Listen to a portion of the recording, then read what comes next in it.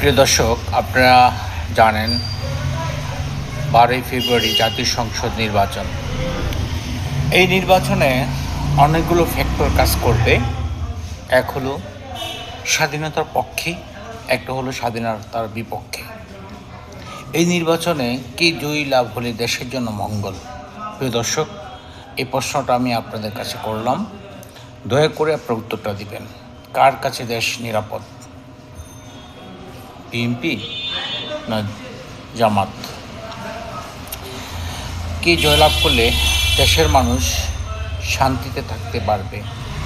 কোনো মব হবে না, সুন্নিদের উপরে আঘাত আসবে না, মাজার ভাঙবে না, ৭১ সালকে নিয়ে কথা হবে না।